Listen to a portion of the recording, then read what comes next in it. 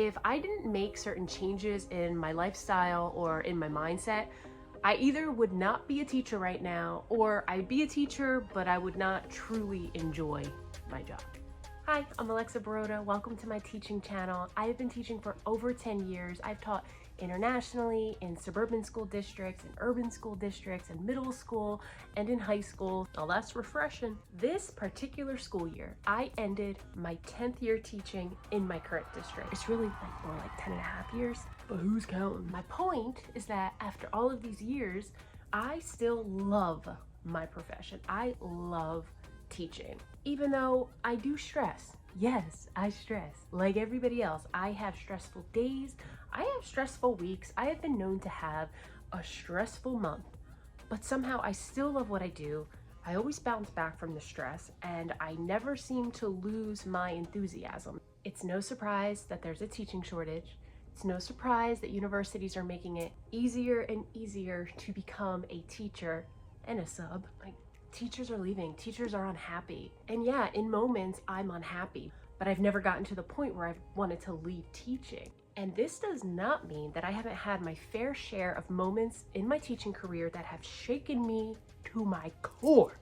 But for what it's worth, I'm pretty sure in most professions, I'm pretty sure we all have these moments that shake us, regardless of what profession you're in. Some of you right now are probably thinking, no, you don't understand these kids and all the energy they take out of me. I do. How you know this is water that I'm drinking?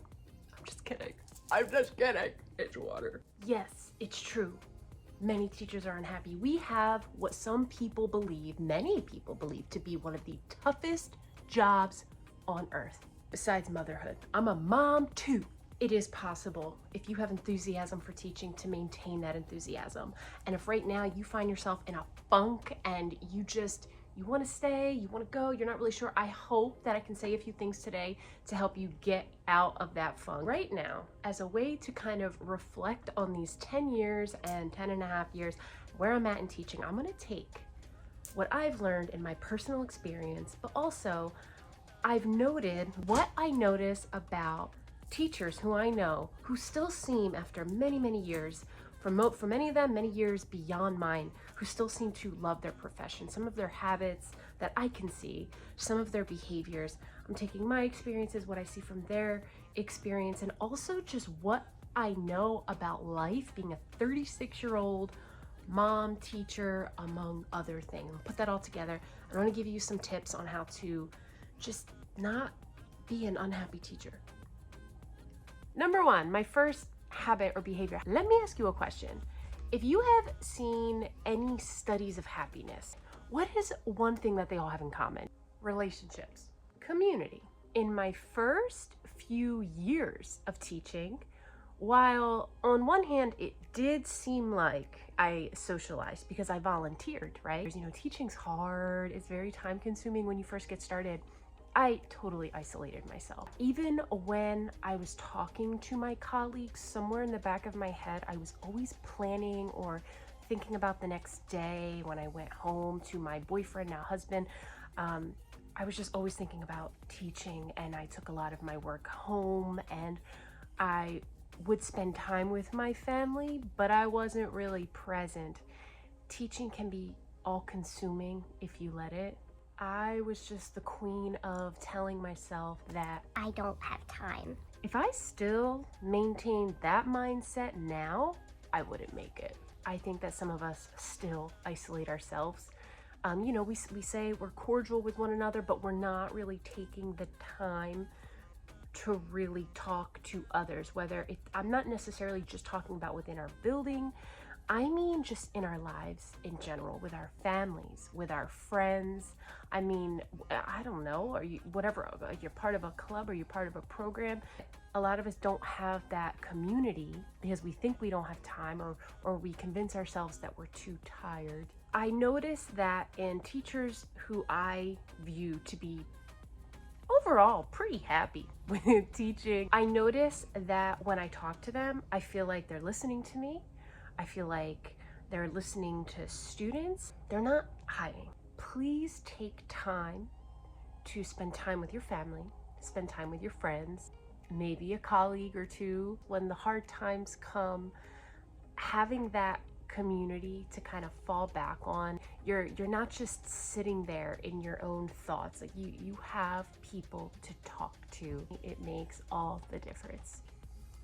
We think we know what's going to make us happy, but we don't. And here I am telling you how to be a happy teacher.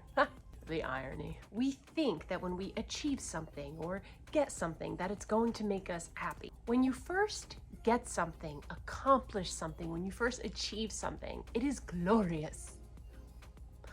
But can it stay glorious? No.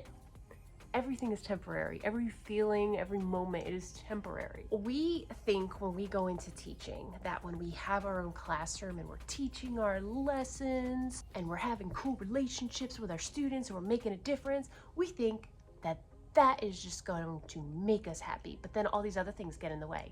One, it starts to wear off. You go to your classroom every day. It's kind of like your house. Our brain just gets used to it. We're not meant to necessarily be happy. Our brains are, how do I say this? Our brains will automatically go to the negative. We have to proactively seek out the positive. Your thoughts, think about how easy it is for your thoughts to just spiral downward. How often do they get better and better and better and better? It's easier for your brain to go down, down, down, down, down. So bringing this back to teaching and a way that I feel you can be happier in your teaching is just understanding it is so easy to focus on something negative. We're dealing with so many personalities in our classrooms every day. Without getting into the many hats that we wear, we have very little time during the day. With myself, this is something that I have gotten better at throughout the years. I didn't just wake up one day and start reminding myself of all the things, all the reasons that I enjoy my job, blah, blah, blah. I have certain routines, I have certain habits that I have built for myself over time. Now, and teachers who I know who generally seem pretty happy, you know, not all the time. It doesn't mean they don't complain, they don't vent. I mean, we all do it. It's human, you know? You can't walk around with rose-colored glasses on all day. You'd be a weirdo. In my moments of stress, right, I remind myself, not just in teaching, but in life, this moment is temporary. So if I have a really phenomenal lesson, you know, I don't think I'm God's gift to teaching, but I'm gonna relish that lesson. I'm gonna think about it and it's gonna make me smile. And somewhere in my head, like, who knows when that's gonna happen again, because tomorrow's lesson, I might put my foot in my mouth. Be humble, sit down. When I feel like I have due dates and I'm tired and I'm stressed, I'll say to myself, this is temporary. My mind doesn't go to, I can't do this job anymore. Instead, my mind goes to, what do I need? What do I need? And in those moments, I might complain, but I bounce back. It's important that we bounce back. And if you're not bouncing back, that's a problem. In teaching, as human beings, we tend to subjectively compare ourselves to other people. You have a classroom. You love your classroom, but then you start seeing some of these other classrooms on social media, or maybe your teacher neighbor's classroom, and now suddenly you don't like your classroom anymore. Maybe you're comparing your students' achievements to the achievements of students from another teacher, and the blah, blah, blah, the list goes on. The moment you start comparing yourself in that way and letting and allowing like envy and jealousy to enter your heart or brain, now here come the moments of self-doubt and you questioning your worthiness as a teacher. You watching this right now shows just that you care and that you have all the potential you need. One of the number one things that I've learned, just focus on yourself and what you're doing and your goals. And I mean, comparing doesn't have to be a bad thing. If you're going to compare in a way that empowers you. Compare in a way that makes you a learner and not an envier. Is that even a word? Happy teacher mindset. Consider yourself lucky if you are surrounded by teachers or a teacher who is doing something so great, better than you, because now it means that you have something to learn from them.